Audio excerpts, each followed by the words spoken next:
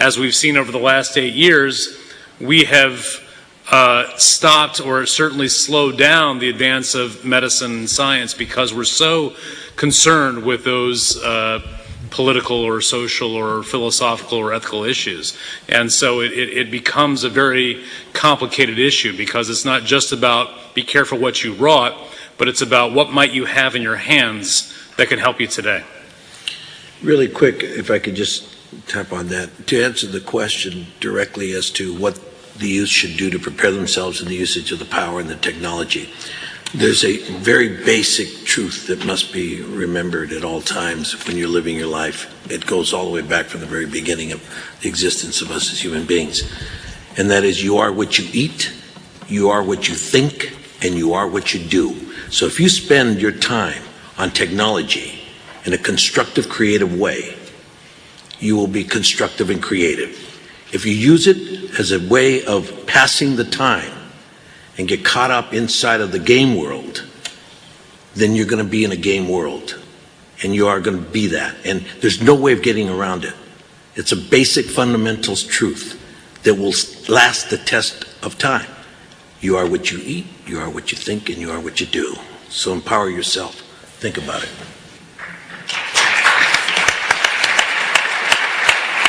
I'm going to take another question. And just even more basic, put the thing down occasionally. Make a phone call or sit down and write a letter. One of the reasons that Cylons come into being is because people get lazy.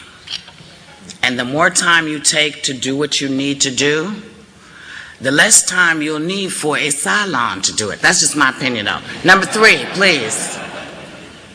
Hi, I'm Tom Wineland from Regis. I was just wondering, based on the show, Mr. Olmos, tell me if I'm using this wrong, but it seems pretty clearly split between the Cylon race and the human race. However, over the course of the show, many of the Cylons, particularly Lieutenant Valeri during the course of her pregnancy, are shown to be more sympathetic and more human than many of the human characters.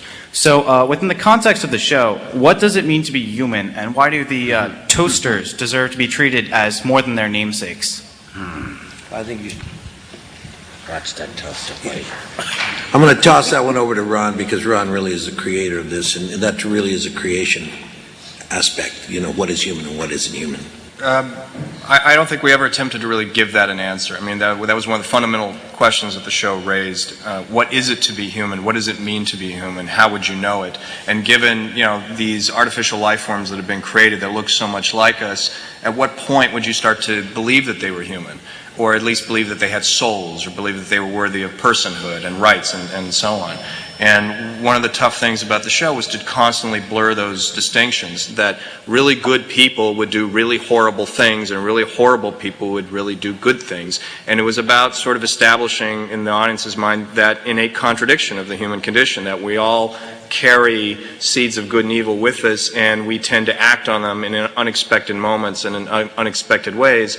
And so we worked very hard to get to a place where we never really wanted the audience to be comfortable with the idea that the Cylons were truly good, or they could all be redeemed, or some could be redeemed. And likewise with humanity, we wanted the audience to sort of live in that sort of discomfort of not knowing the answer to that question. So we're going to wrap this section up because we're going to move on. As we move to the next topic, thank you so much for coming up, Craig. You have to go now.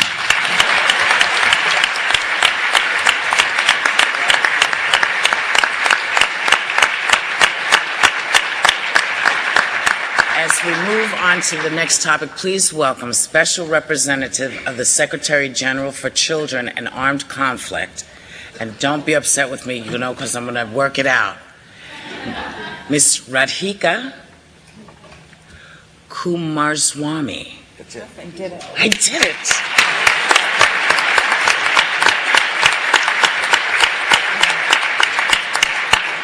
Now, children are the first and most vulnerable victims in wartime, and even in this post-conflict societies, the risks of trafficking and horrible abuse exist.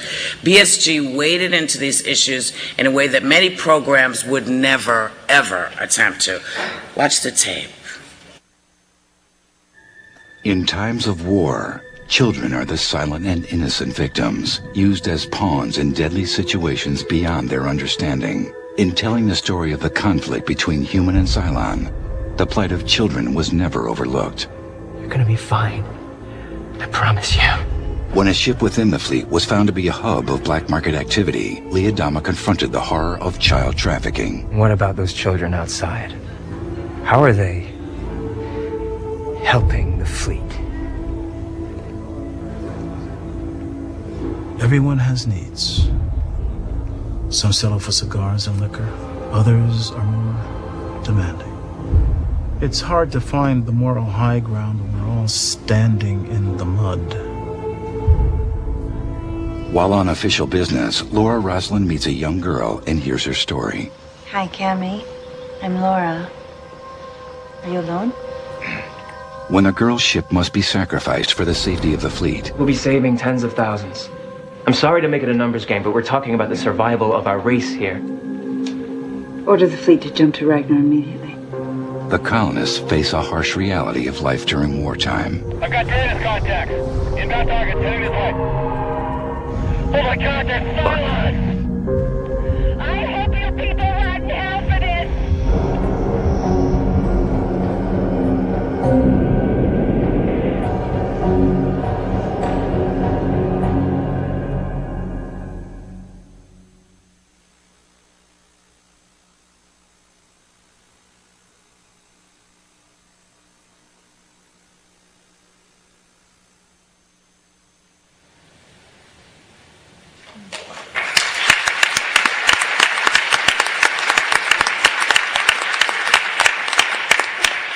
Thank you. Thank you very much.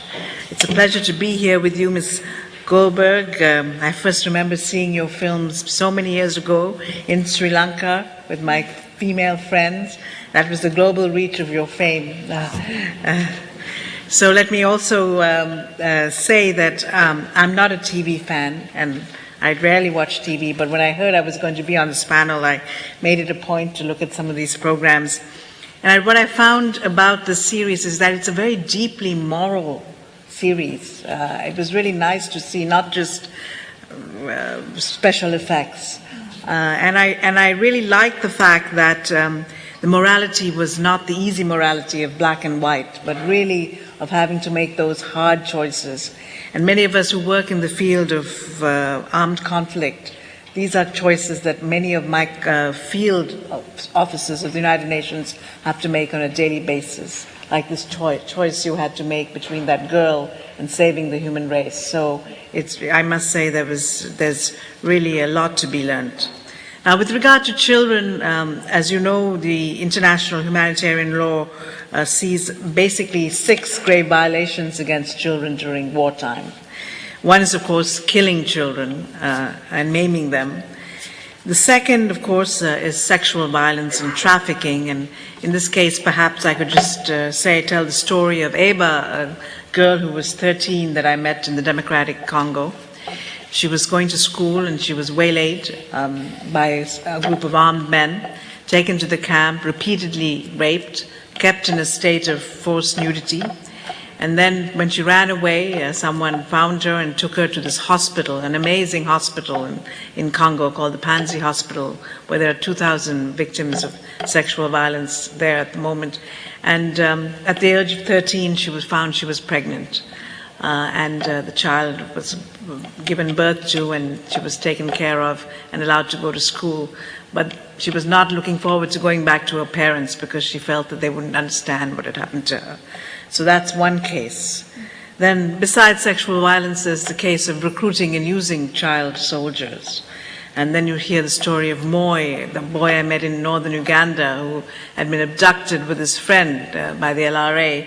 And then on the way to the camp, the friend couldn't make it. He slipped and fell. And he was watched as he was killed by the commanders. And then he was made to be in this group, attack his own villagers and his own family.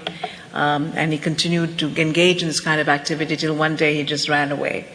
And when he met me, he said, "Madam, all I know is how to fight. What shall I do?"